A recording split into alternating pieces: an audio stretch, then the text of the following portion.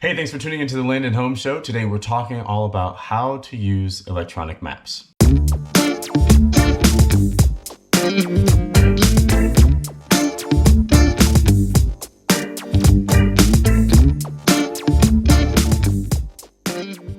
Hi, I'm Stephen J.B. Davis, your land specialist and residential realtor here in Central Kentucky and beyond. And today we're talking about how to use maps because it is one of the most important things in how I help people sell land and how I help people buy land. Sorry, gotta turn my phone off here. Maps are not a substitute for seeing a property, but because we're talking about three-dimensional space, and we don't necessarily always have the same information such as floor plans, or, there's sometimes listing agents who don't make maps of properties for you. So you don't get all of the information, right?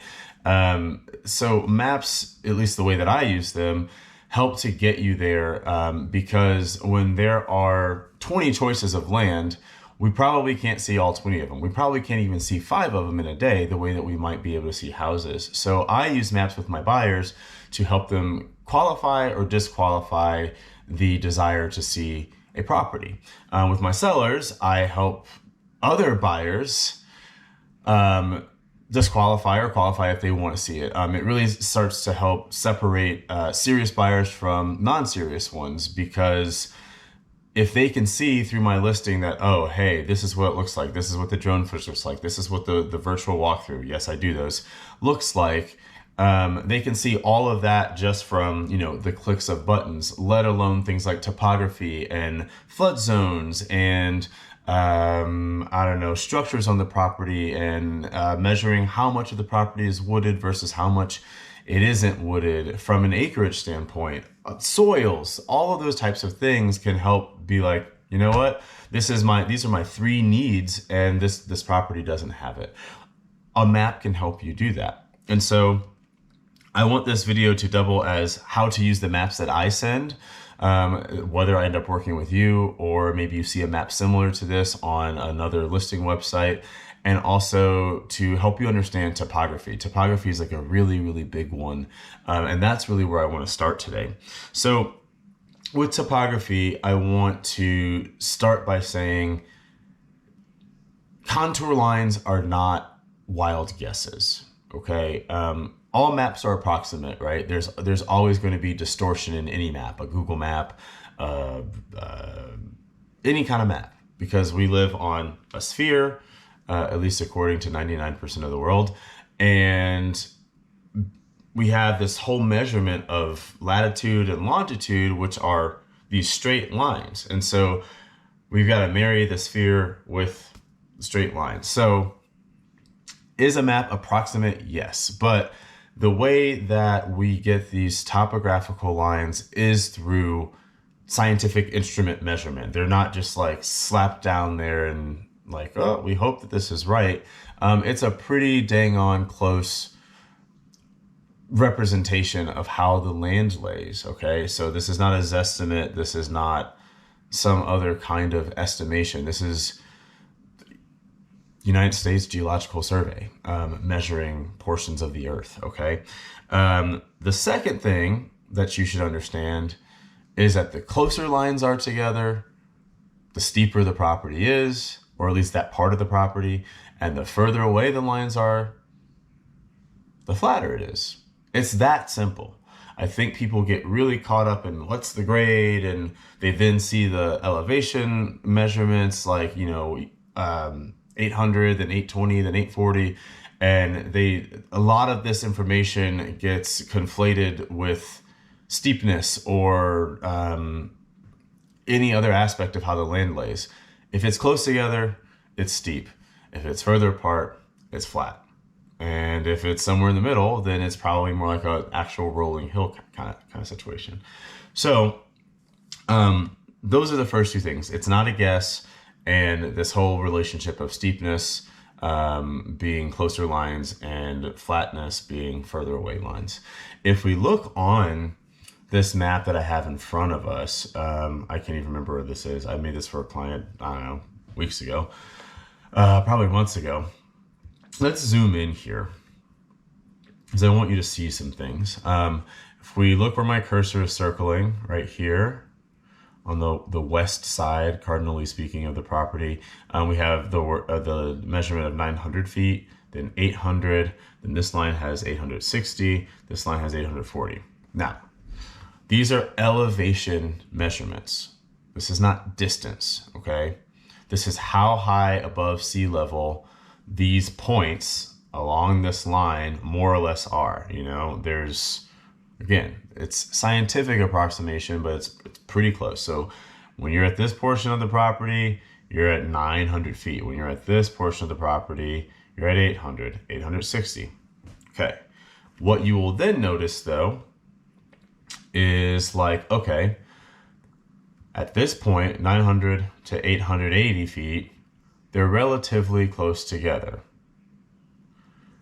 From this point, which is also 900, to 880 feet, which is a lot further away, they're further apart. And so what that translates to is to get from here to here is going to be a lot more of a gradual way down, because we are decreasing in elevation, than getting from here to here. So where I'm going between now is going to be steeper than going from this point to this point. That's how the elevation lines work. The elevation lines are not directly, those numbers are not about the distance between the lines. That's what the spatial relationship is showing. So 900 to 880 here, steeper than 900 to 880 feet here. If we zoom out in general, what we'll see, now that we know that 900 is up here where my mouse is, and the land is generally, as you can tell, it's sloping down this way. Now, are these lines like crazy close? No, it's not like you're buying a cliffside. I wish I could show you that. Let's see if I can't find a good example of that. Let's see. That's Scott County. We're going to go down to, let's go over to like Estill or something. Yeah, Estill County is it's like the foothills of the Appalachians. So I've got my county lines on, we got some water on, we're going to get to that. All right. So if we look here, it's a lot of orange and yellow lines and trees. And actually, let me change my base map to just a little bit clearer of an image here.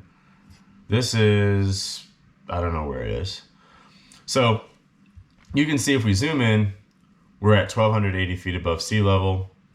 And if we zoom out, we can see that pretty much all of the lines coming down are actually decreasing in number, meaning if I start up here and I move south, I'm going downhill. If I start here and even move north, I'm still going downhill. Effectively, what we have is a big hill. This whole area that I'm circling is a big hill. And I know that because the elevation is high here and it's low here. And what's even more indicative of that is there's water and a lot of more thick or spaced out lines down here where clearly there's a branch that runs through. Water always goes down unless you're in outer space. It's always going to find its way to go down. And because of this hill and all of the hills that really surround it, I mean, there's a hill here, there's a hill here. This is all very hilly land. It's all going to run down, and there's usually going to be some sort of stream or maybe a stream that happens during storms. We call those ephemeral streams. But water is always going to run down. So we can see, though, how steep this is in the sense that these lines are pretty close together. And they're still at that 1040, 1020. They're still at these 20-foot increments of elevation. But the thinness of space between them is why I'm saying, wow, this must be pretty steep. If we go back to our example here, we still have those same 20 feet of elevation increments, but the space between them is a lot thicker. So that's why I say on this first example that we started with that, no, we're not on a hillside. Hillside looks a lot more like this, okay? It looks a lot more compressed. The The great thing about the technology that I use, though, is that if all of this is a little bit too much to like contend with every time you open a map, when you're using your cell phone or you're using an iPad or your computer, you can click this awesome little button here that says 3D. The 3D mode will change it so that those lines are now represented in a much more three-dimensional way. And as this loads, okay, here we go. As this loads, we have the same map, right, that we started with. Our 800 or 900 elevation up here where my mouse is, and everything sloping down. So once you get it even tells you down here at the bottom, it says hold control and drag mouse to tilt and rotate map. So that's easy enough. If you're using an iPad, that means you're going to be doing a lot of pinching to zoom. You're going to be a lot of turning a dial like you would for like on volume, or at least before we got rid of like knob radios. But you twist to rotate, and then when you're trying to change the perspective from bird's eye to tilt it, you're going to be pushing your fingers forward or pulling your fingers back. But since I'm on a computer, we're just going to use the control key to manipulate the angles here. So I can rotate the map, right? I can tilt the map, and of course I can zoom. So we're back at the front of the property. If I want to rotate to get a little bit of a better perspective of what's going on here, now you can see, okay, here's our 900 line. You can't see the words 900, but we know that was our highest line here. And we've got all of our other lines sloping down as we get further. Oh gosh, I believe we are getting further north. Is that? Yeah. Sorry, further. Yeah, that's north. This way is north. Now that I've rotated the map a lot, I'm a little disoriented myself. Okay, we're gonna let it load for a second. It's trying to bring all of the satellite imaging back for us. There we go. So you can see that from the road, you've got that long space I was talking about, where we have our 900-foot elevation and our 880-foot line right here. It's a long distance. And you'll notice that because of that long distance, because the slope is not so severe, well, if it would load back, there was a structure there. I believe it was a house or some sort of structure right here where my mouse is circling. Whereas at 900 feet going to 880 here on the property where my mouse is circling, the drop is not like insurmountable. You could walk it, but you're not going to put a house there. And so that's what I mean by qualifying and disqualifying. Excuse me. I think I swallowed a gnat or something. In any case, pardon me. In any case, you can now see kind of how these lines relate on a 3D sort of relationship.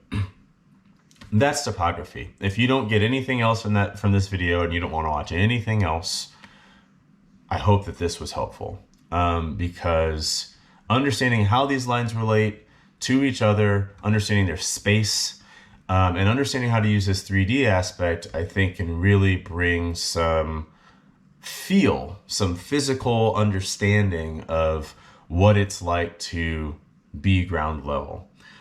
So that's topography. Now we're going to move on though to some other features of maps like this. So if I were to send you a map like this, anything that's drawn on the map, something like this red line, or actually if we move over to a different, if we move on to our other example, this is a map I made of the Kentucky WMA Wildlife Management Area up in Scott County. So this is the first thing you'll see when you open up a map that I send to you. I highly recommend using this black button. Okay, the black button is going to be a tutorial. It's going to show you where everything is. People often skip that and say, I don't know how to use it. And I say, did you do the tutorial? And they go, well, no. Well, you should.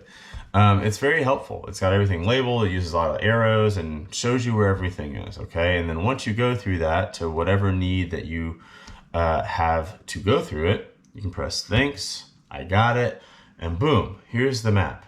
The map is here. And I think I had made this map for some, I think I was like scouting for deer. So anything that's drawn on the map. So like all this green, right? This is all satellite imaging. Clicking any of this won't give you anything. But anything that's added to the map, so anything that's a circle or a plane or a star or this boundary, if I've made the map, I've probably written other information about whatever that drawn thing is. So in this example, I've not said how big this boundary is, but it might say boundary and then have a description like there's fencing on the north side and there's whatever. So you can click on any aspect though, and it's going to tell you what that feature is. And if I've made it, it's going to tell you some more information about it, at least as far as I can get that information. Sometimes you might be asking me to make a map and I make one a half an hour later. If I've never been to the property, I'm not going to have like all of these things labeled, but I'll probably send you some topography lines, general boundary information, and turn on some other features for you to understand what's kind of going on. So click on anything in order to understand what it means. So, or if you're hovering using a computer, you can hover over it. But if I click this, it tells me the latitude and longitude. I think these are all potential places I could set up to shoot, basically. I believe that's exactly what that was.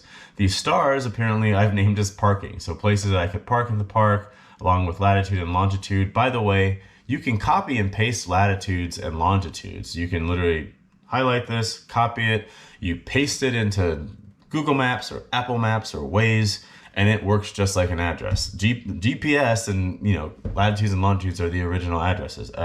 We've been using them for hundreds of years. So if you click on, I guess these were scouting spots for me. These airplanes, I was using the airplane icon for scouting spots. But more importantly, besides clicking on things, we can go to our map overlays. So we can turn our contour lines off to get rid of that visual noise. We can turn county lines off. We're not really near any county lines at this point in Scott County, so I'm going to turn those off just because. We can turn water features. If you hover over it, it'll show you what a body of water looks like, a river or a creek, and then streams that are more intermittent. So those streams that run seasonally, or maybe when there's really heavy rain, it's showing you the difference between what all of those look like. So you got a dotted line, a solid line, and then more of a blue filled in area. We're going to keep those on for now. And those are the only things that I have for layers that are available on this map, because that's really all I needed.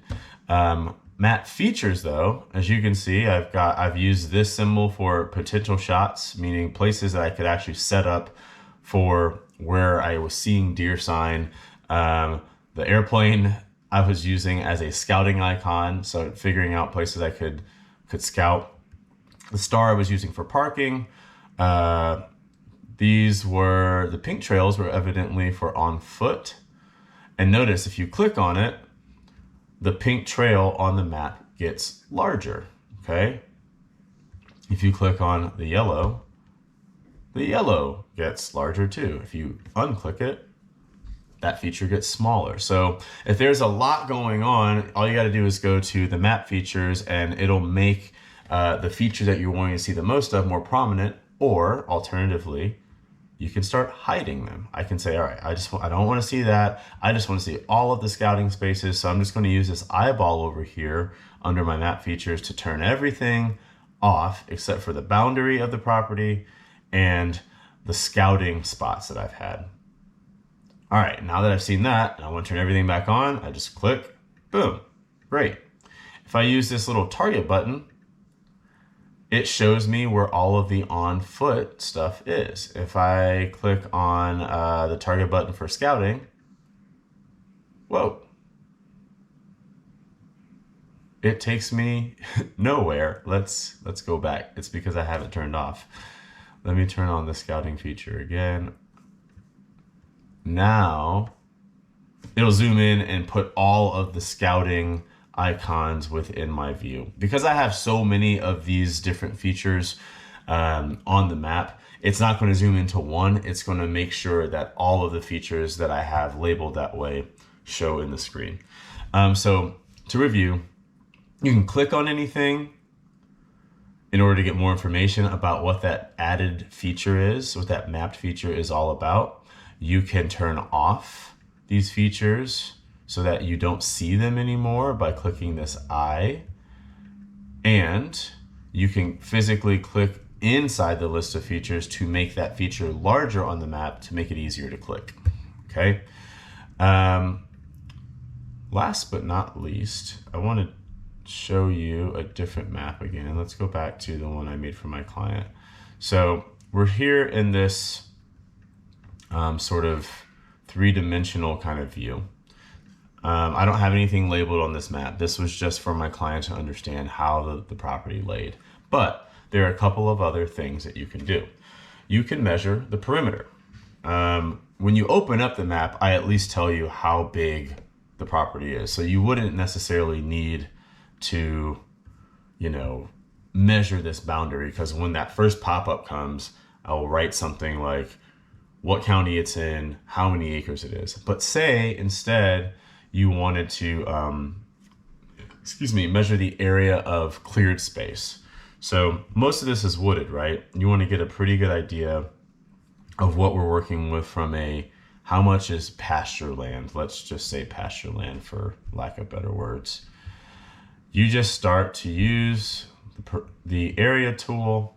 And I'm just going to stop here because I don't need to go into the literal woods and get super specific about it. But you just keep adding points around. And when you're finished, you double click on your last point. And what it shows you up here is that this whole area of cleared space is about 1 acre, 1.04 acres. Is this exact? No, but it's so much better than wondering, well, how much space is there? And this is something you can do. You don't need the app. You don't need to do any of this stuff. You just need a web browser. So now I know this area is 1.04 acres. If I want to measure a perimeter of something, I could, and I'm not really sure why we have an area perimeter, as in like how much fencing would it take? So this is going to measure in linear feet, not area. I'm getting myself mixed up, but let's pretend like this was the property. You see how it curved? Isn't that nice? So it's accounting for the dips and rises in the property. So say you wanted to fence off this whole area here, again, double click to end.